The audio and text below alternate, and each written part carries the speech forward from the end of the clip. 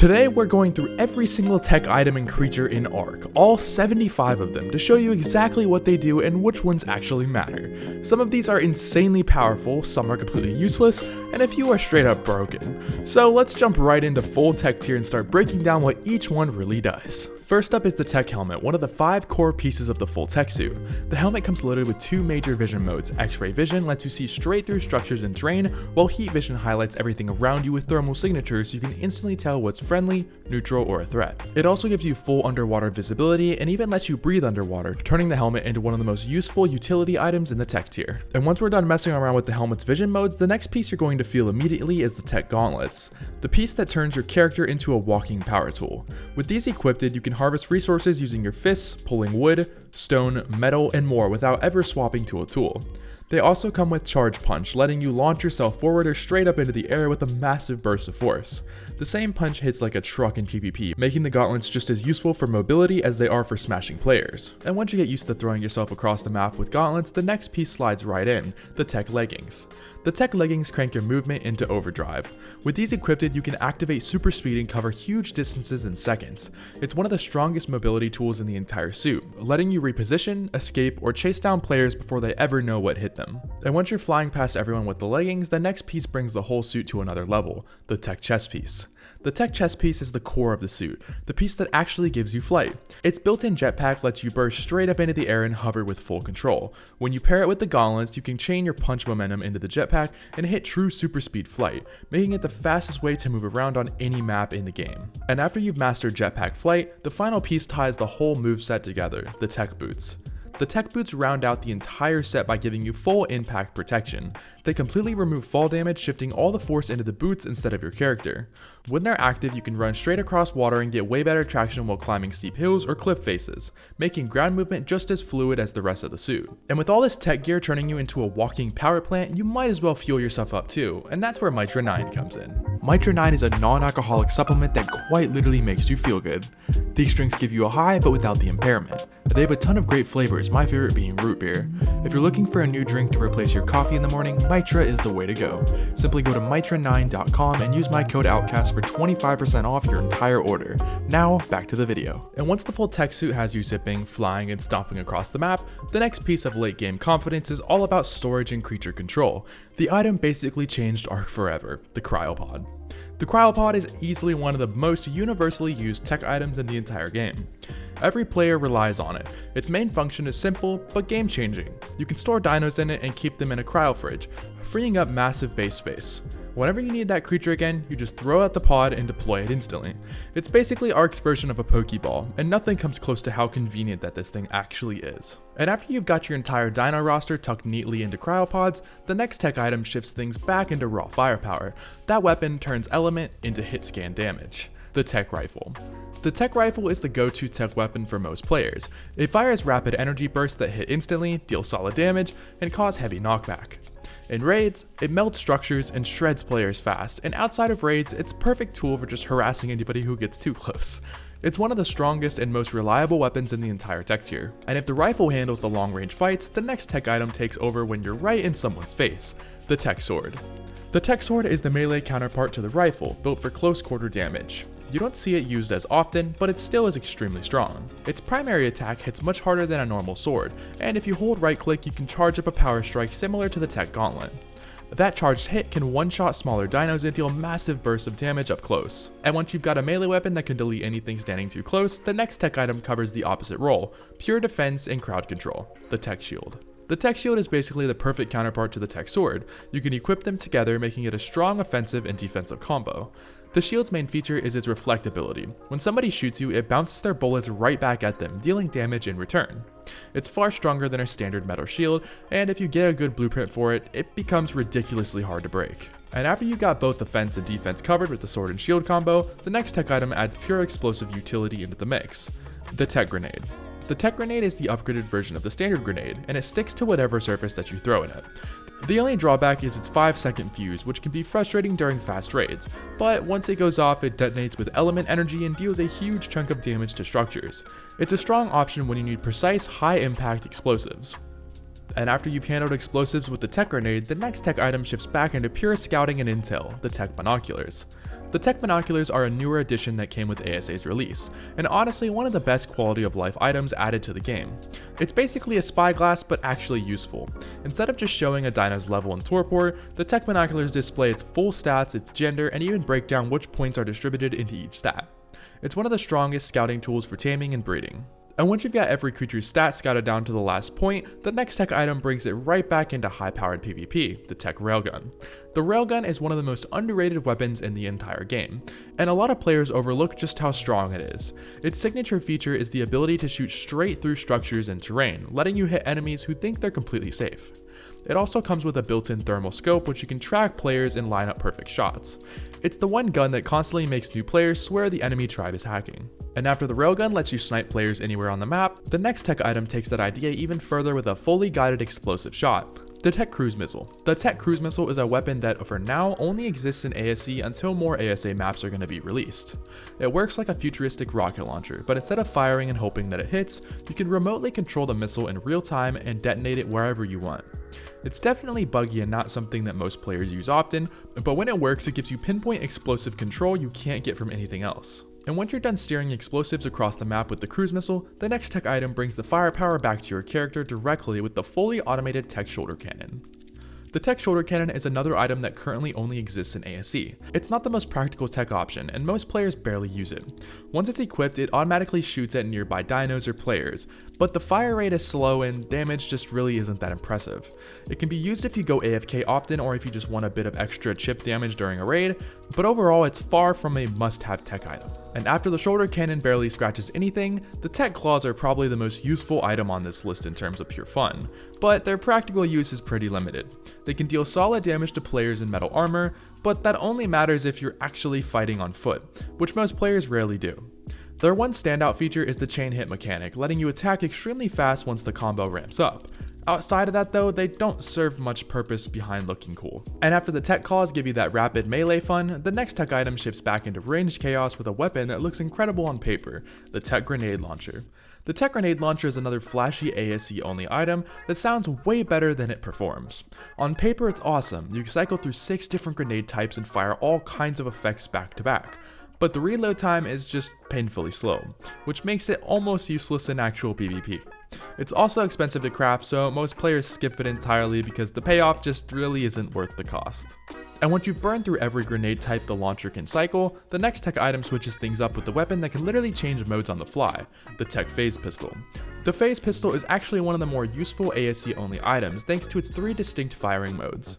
Kill mode charges up a laser that ramps its damage up the longer that you hold it, eventually hitting surprisingly hard. Stun mode works the same, but it incapacitates a dino or player for up to 15 seconds instead of dealing lethal damage.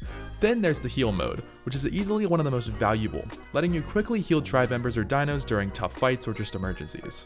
And after you played around with all 3 modes with the Phase Pistol, the next TEK item takes things back to precision shots with a futuristic twist, the TEK Bow. The TEK Bow is a futuristic upgrade to the compound bow, letting you swap between multiple arrow types like metal and flame with no hassle. What makes it stand out is how accurate that this is. The shots fly straighter, hit harder, and give you way more control than any normal bow setup. And once you've dialed in those pinpoint shots with the TEK Bow, the next TEK item shifts back into pure survival, the TEK Canteen.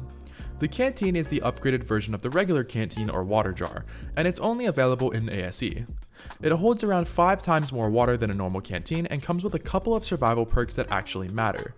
It reduces your stamina drain and has a cooling feature that helps keep you from overheating in hotter environments, making it one of the better utility items for long trips or just harsh maps. And once you've got your survival handled with the TEK Canteen, the next TEK item brings the focus back to raw dino power with one of the strongest rideable upgrades in the game, the TEK Rex Saddle. The TEK Rex Saddle is a specialized saddle that turns a normal Rex into a surprisingly solid raiding dino. Once equipped, the Rex can fire a TEK beam at structures, giving it real offensive power during base pushes. It's especially useful when you're countering a base with a soaker tanking it in front of you. Not a bad saddle at all if you know how to use it properly. And after turning a Rex into a mobile turret with the TEK saddle, the next TEK item takes the same idea to the skies with one of the most versatile aerial saddles in the game, the TEK Tapejara saddle. The TEK Tappy saddle works almost the same way as the TEK Rex saddle, with the same TEK beam that can fire at structures, but this time it's just mounted on a flyer. You can take the Tapejara in the air and hit bases from angles that a Rex could really never reach. It's not as strong as the Rex version, but it's perfect for attacking higher bases or just getting shots from hard to reach spots. And once you've handled sky raids with the Tapejara saddle, the next tech item drags the firepower straight into the ocean with the TEK Megalodon saddle. The TEK Megalodon saddle follows the same idea as the Rex and Tapejara versions, but this time it's built for underwater combat. You can fire a TEK beam in nearly a 180-degree arc from wherever you're facing. The only downside is the Megalodon can't fire very quickly, so while it's decent, it's not the strongest TEK saddle option out there. And after the Megalodon gives you mid-tier firepower underwater, the next TEK item takes the ocean combat to a much heavier level with the TEK Moza saddle. The TEK Moza saddle is a major upgrade over the Megalodon version. It still fires a wide 180-degree arc, but this time the shots come out in rapid fire, giving the Moza real offensive pressure. It's great for taking down underwater bases, and you can even fire up onto land from below the surface, which actually makes it a surprisingly strong raiding platform. And after the Mosasaur gives you heavy underwater firepower, the next TEK saddle shifts back into mobility and surprise attacks with the TEK Rock Drake saddle. The TEK Rock Drake saddle is one of the most underrated saddles in the game. It doesn't have the same precision as the other TEK saddles when you're firing, but that's not really its strength. The real power comes from the Rock Drake's glide speed. You can launch yourself across huge distances and get right onto a base before anybody even really reacts. Most of the time, it's a suicide path, but the saddle is still overlooked because it gives you a fast, unpredictable way to breach defenses. And after the Rock Drake saddle gives you that high-speed breaching playstyle, the next tech item shifts away from saddles entirely and into full mechanical utility with the Exomech. The Exomech is an underrated utility mech, especially strong on official servers where nothing really has any boosted stats. It has three main modes: building mode, which gives you precise structural control, letting you rotate and place pieces with perfect alignment; carry mode that lets you pick up creatures and even heavy objects like full vaults; storage mode makes crafting and organization way faster by letting you interact with multiple structures instantly. On top of all of that, it has a huge jump ability that lets you cover a ton of distance in a single leap, but sadly this is only available on ASE. And after the Exomech handles all your precision building and vault lifting, the next tech item takes the utility into the sky with the TEK Hover Skiff. The Hover Skiff is an ASE only tech vehicle and one of the most overpowered flyers ever added to the game. It can move insanely fast, lift creatures with its tractor beam, and even support structures so you can build a small base right on top of it. You can take it all the way up to the world border or down into the deepest parts of the ocean without any problems, making it one of the most useful and versatile utility tools in ARK. The next best thing is the Astrocetus tech saddle. The Astrocetus is a massive space whale that can only be found on ASE as of right now. It has the ability to shoot plasma cannons at players as well as teleport short distances. It's okay, but in my opinion it's kinda useless on PvP and even PvE. It really doesn't have any crazy uses other than its use to be able to teleport into people's bases back whenever it first released, but that's kind of about it. And after covering the Astrocetus and its tech saddle, the next space-themed creature in the lineup is very similar. It's a lot smaller, faster counterpart is the Astrodelphus. The Astrodelphus is basically the smaller fighter jet version of the Astrocetus, so it makes more sense to pair them together. Instead of being a massive space whale, this one is more like a tech dolphin. It handles decently well with its built-in jet propulsion, giving it a quick, agile movement. It can fire laser beams and even launch grenades, which sounds great, but in reality most players barely use it. It mainly sees action during the Genesis 2 missions on ASE, and outside of that it's pretty forgettable and not something I'd recommend for regular PvP or PvE use, to be honest. And after the Astrodelphus shows you how weird tech flyers can get, the new tech item is something even stranger, the TEK ATV. The TEK ATV is easily the strangest tech item ever added to ASE, and it's definitely not coming to ASA. And honestly, it feels more like a test vehicle than a real item. It was ARK's first attempt at a car, but it barely functions. It turns terribly, the handling is rough on any terrain, and the wheels don't even spin. On top of that, it's full of bugs and can't even be obtained on official servers at all. It's more of an old experiment than something you'd actually really use, but today it still technically is in the game and you can spawn it in. And after the TEK ATV shows you how experimental ARK's vehicles can get, the next tech item keeps the theme going with the TEK Hover Sail. The TEK Hover Sail is another mostly useless tech item that's only available on ASE for now, and I honestly don't really see it coming to ASA. It was made specifically for Genesis 2 missions, and outside of that, it's basically just a toy. You can glide around on it, do flips, and just kinda cruise around the map, but it doesn't really bring any PvP or PvE value. It's just something just to kinda mess around on. And after covering the hover sail, the next tech item jumps from toys straight into essential endgame gear with the TEK Replicator. The TEK Replicator is easily the second most important item on this entire list. It's the main crafting station for everything tech and basically replaces both the smithy and fabricator in one machine. It crafts item in literal milliseconds and becomes the centerpiece of any late game base. It's also extremely easy to unlock. Just complete any boss fight and you'll have access to it. This becomes the crafter that you're going to be using pretty much every single day. And after the replicator becomes the heart of your crafting setup, the next tech item takes convenience to an even higher level with the TEK Transmitter. The TEK Transmitter is one of the best tech items in the game. Instead of having to go to an obelisk, the transmitter works as a portable one right in your base. You can transfer in and out of servers from home, and you can upload or even download items and dinos wherever you need to. It's easily one of the most convenient and important tech structures that you can unlock. After the transmitter gives you full control over server transfers, the next tech structure shifts into pure base defense with the TEK Force Field. The TEK Force Field is another must-have tech item for PvP servers. It creates a massive adjustable bubble around your base that adds an extra 250,000 health to your defenses. Players can't get inside unless they destroy the field first. It's not impossible for strong tribes to break it, but it will buy you an extra 10 to 15 minutes during a raid, which can make all the difference in a defense. And after the force field gives your base that extra layer of protection, the next tech structure you're going to rely on constantly is the TEK Generator. The TEK Generator is one of the most important tech items that you'll ever place in your base. It's the only thing that can actually power your tech structures. A normal generator won't do anything for them. The regular gen is basic and has a tiny range, but the TEK Generator covers a massive area and keeps everything running smoothly. It does burn through a good amount of element every day, but the power and range make it completely worth the cost. And after keeping all your tech structures powered, the next upgrade focuses on your dino, survival, and food storage with the TEK Trough. The TEK Trough is the upgraded version of the regular trough and the far better way to keep your dinos fed. Normal troughs have that problem of food spoiling in just a few days, but the TEK Trough works like a refrigerator and keeps food fresh for up to a week. It also has a much larger feeding radius, making it way more efficient for bigger bases with a lot of creatures. After upgrading your dino feeding with the TEK Trough, the next tech structure takes creature management even further with the TEK Cloning Chamber. The cloning chamber is a solid tool to have, but definitely not something that you need to progress. It lets you clone any dino that you own and produce a perfect one-to-one copy, but the process can take anywhere from a few hours to several days depending on your server rates. It also burns through a huge amount of element shards. On top of that, the chamber itself is massive and takes up just a ridiculous amount of space in your base, which makes it hard to justify outside of big tribes or just late game setups. Now, cloning gives you unlimited backups of your best creatures. The next tech structure focuses entirely on fast travel and base-to-base mobility, which is the TEK Teleporter. The TEK Teleporter is one of the most convenient tech structures that you can build. It lets you and your tribe instantly teleport across the map with almost no effort. They're a bit expensive, but absolutely worth it, and they come in 3 sizes, being small, medium, and large. Anything standing on the platform gets teleported with you, so you have to be careful what's nearby when you activate it. And after mastering fast travel with the TEK Teleporters, the next tech structure shifts the entire base building experiment underwater with vacuum compartments. The vacuum compartment is the main structure you'll use if you want to live underwater in ARK. You can connect multiple compartments together to build huge underwater bases and still function normally. The best part is that if one section gets destroyed, the rest of the structure stays standing with no problem. You can place anything inside that you'd normally put on land, and you can even store dinos down here too, making it a fully functioning underwater living setup. And once you have a full underwater base set up with vacuum compartments, the next tech structure that completely changes how you organize resources is the TEK Dedicated Storage. The TEK Dedicated Storage is the main storage system that you're going to rely on in endgame. Vaults and boxes are still fine for random loot like armor and weapons, but dedicated storage is built specifically for resources in single item stacks.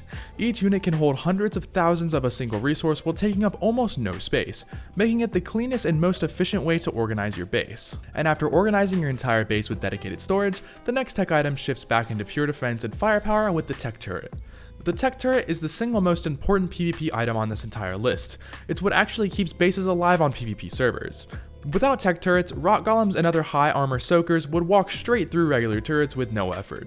TEK Turrets fire powerful energy blasts that deal heavy damage to most dinos and make soaking much harder. Just don't rely on only tech turrets, because unlike normal turrets, they can't target rockets. Mixing both is what keeps your base standing. And after locking down your base's defenses with tech turrets, the next tech item focuses more on player survival and convenience. The tech sensor is your motion tripwire for endgame bases. You power it with a tech generator, set a radius and target filters, and it pings when something enters the zone. On trigger, it can open or lock doors, toggle lights or traps, and even enable turrets or force fields. Overall, it's a bit of a confusing thing to use, but if you want to actually sit down and try to fully learn it, it can be pretty useful, but this is only available on ASE sadly. The next tech item focuses more on the player's survival and convenience, the tech sleeping pod. The tech sleeping pod is a huge upgrade over a regular bed. Instead of just giving you a spawn point, the pod actually keeps your character protected while you're logged out and restores all your vitals while you're sleeping inside of it. It even gives you passive XP while you're offline. And they're fairly cheap to craft too, so it's an easy item to add to any base and definitely not something that you want to overlook.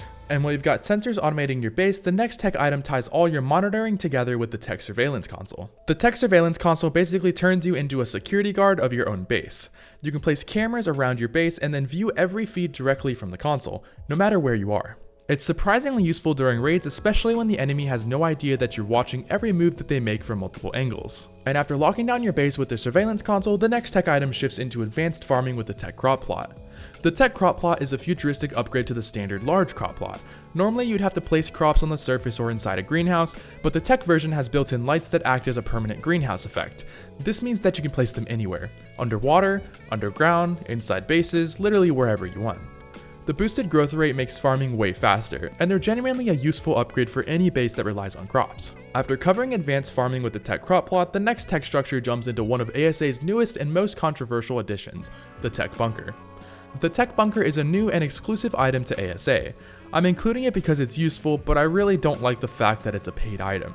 You have to buy the Lost Colony DLC just to play it, which already makes it feel pretty pay to win. The bunker lets you build a massive 9x9 base underneath the mesh where no one can get inside unless they destroy the entire structure first. Once it's down, they can get the loot, but until then it's extremely strong and honestly way too overpowered. Because of that, I'm not really going any deeper into it. Now once you wrap up with the tech bunker, the next tech structure brings things back to something more traditional for base building, the tech gateway. The tech gateway is a 3x2 entrance that you can add to your base. It's mainly used for getting smaller dinos in and out, or just giving your base a wider, cleaner doorway to move through. And with the gateway giving your base a clean entrance, the next tech structure to pair it with is the tech gate. The tech gate is the inner door that fits onto the gateway. It opens and closes automatically and works well for just everyday use. But even though the pair is fairly strong, I wouldn't really recommend using it on a PvP base. It's more of a convenience option than real defense. And after covering the smaller tech gate setup, the next structure scales things way up with the tech behemoth gate. The tech behemoth gate is the massive version of the standard tech gateway. Instead of being a 3x2 opening, the gate is an 8x6 built specifically for huge dinos to walk through without getting stuck.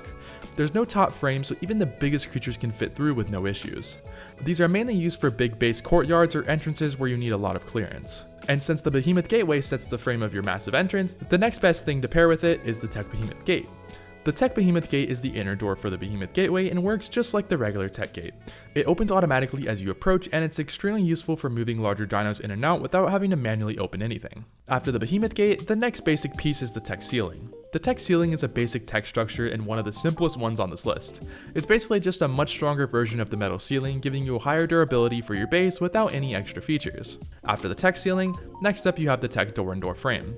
The tech door and door frame are as straightforward as it gets. You place them like any normal doorway and they automatically open up for you to walk into them, which makes moving in and out of your base a lot smoother than using regular doors. Then we have the tech foundation. The tech foundation works the same way as a metal foundation, but it's just far stronger. One thing to keep in mind is that all tech structures are extremely tanky against C4 and rockets, but they take heavy damage from stuff like tech weapons or even like a tech rifle. After covering the tech foundation, the next simple structure on this list is the tech ladder. The tech ladder works just like any regular ladder, but it's far stronger and fits better with tech bases. Once you've got the tech ladder out of the way, the next core building piece that you're going to need to rely on is the tech pillar. The tech pillar works the same as a regular pillar, but is much stronger and just useful for support as a tech foundation. And then we have the tech wall. The tech wall is one of the main structures that you're going to use alongside fortified foundations. They're extremely strong and great for base layouts, but you shouldn't build your entire base out of them, since TEK still has weaknesses against TEK weapons. After the standard TEK wall, the next size upgrade that you can use is the TEK large wall. The TEK large wall is basically a bigger version of a normal TEK wall, combining 4 walls into one piece. It does give you about 8,000 more health, which sounds good, but the downside is that if it gets destroyed, it leaves a much larger hole in your base. It's useful, but it comes with that trade-off. And once the large wall is covered, the next angle building piece on this list is the TEK sloped wall. The TEK sloped wall works exactly like any other sloped wall. It's a simple angled piece that lets you build a roof slope and angled structures in a TEK base. The next small but useful structure is the TEK quarter wall. The quarter wall is a simple piece that works as a short quarter height wall and also functions just like a railing. After that, we then have the TEK fence foundation. The fence foundation works the same as a regular fence foundation, but is much stronger, just like the other TEK building pieces on this list. After that, the next simple piece is the TEK roof. The TEK roof works just like a regular roof piece, but is much stronger. It also cycles through ramp and stair variants when you change its style, so all 3 functions are essentially combined into a single TEK piece. After covering the TEK roof and its variants, the next piece of the building set is the TEK quarter ceiling. The quarter ceiling is the strongest TEK version of the regular quarter ceiling, and it also doubles as the triangle ceiling when you cycle through its build cycle. And once the quarter ceiling is out of the way, the next TEK building piece to cover is the TEK triangle foundation.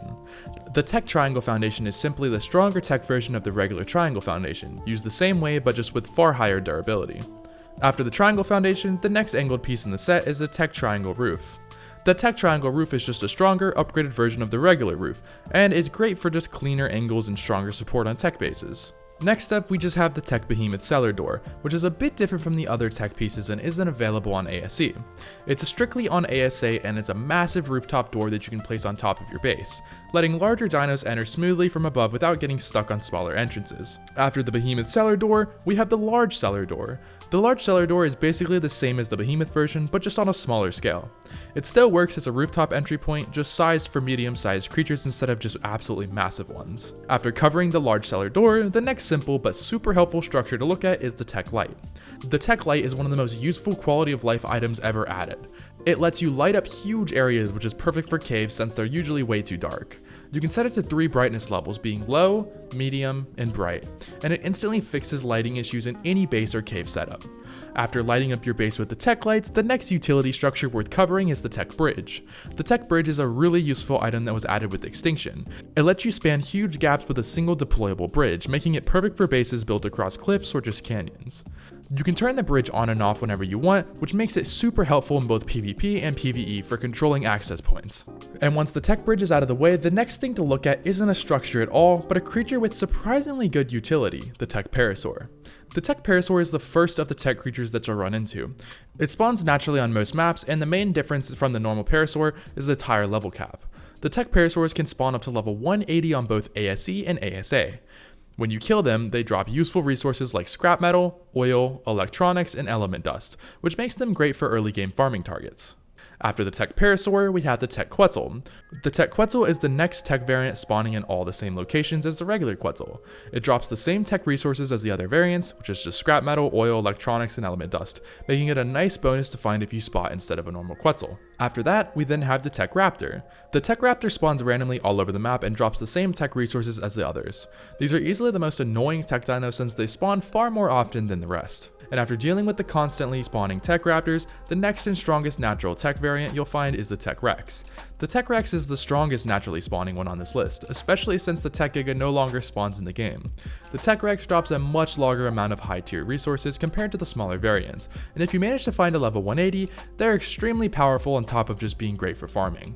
Once the TEK Rex is out of the way, we then have the TEK Stego. The TEK Stego is the best soaker out of all the TEK variants. If you find a level 180 with strong health stats, they're insanely tanky and can absorb a ton of turret fire. Outside of that, they drop the same resources as the others. After the TEK Stego, the final TEK variant that you're going to come across in the wild is a TEK Trike. The TEK Trike spawns randomly around the map, and like the Stego, it works as another really great soaker. It also drops the same resources as the rest. After wrapping up with the TEK Trike, the next creature on this list takes things to a whole different level, which is the Void Rim. The Void Rim is basically the TEK version of a Wyvern. It's only found on ASE right now on Genesis 2. These things are just insane. They fire a huge laser beam from their mouth and are surprisingly fast for a wyvern. They're definitely worth adding to your collection, and a cool bonus is that the ASA one actually has skins that you can use to make a regular wyvern look like one. And after the Void Rim, the next major tech unit jumps from creature to full-on war machine, the mech. The mech is one of the most useful tech machines in the game. It's able to destroy bases, fire shoulder cannons, fly, and even project a massive personal force field, making it an insanely strong item for PvP. It has 3 main attachment modes: the MDSM, which creates a large protective shield around you, the MRLM, which fires homing rockets for long-range structure damage, and the MSCM, a heavy siege cannon that launches massive explosive shells for wiping bases. And after the mech covers your heavy combat and siege needs, the next tech creature that you're going to want to look at for farming and utility is the Tech Strider. The Strider is by far the most useful creature in all of ARK. It's only found on ASC right now, but it's easily the best harvester in the game. It can walk through an area and automatically harvest everything in its path, pulling in massive amounts of resources with no effort. Some variants even come with a built-in tech transmitter, letting you send items straight to your base or dedicated storages from literally anywhere on the map. Certain versions can also fire an energy cannon for clearing creatures while you farm. The only downside is taming. You need to complete Genesis 2 missions before you can even attempt it, making the tame itself one of the hardest ones in the game. And that's every single tech item and creature in ARK Survival Evolved and Ascended, from the broken to the brilliant. Whether you're grinding out bosses, building full tech fortresses, or just flexing that endgame power, now you know exactly what's worth crafting and what's better just left in the replicator. Anyways, I appreciate you guys watching. It would mean the world to me if you guys could please hit that like button and please subscribe. We are almost at 100,000. It would mean the world to me. But anyways, don't forget to go check out Mitra9 and use code Outcasts, and thanks for watching.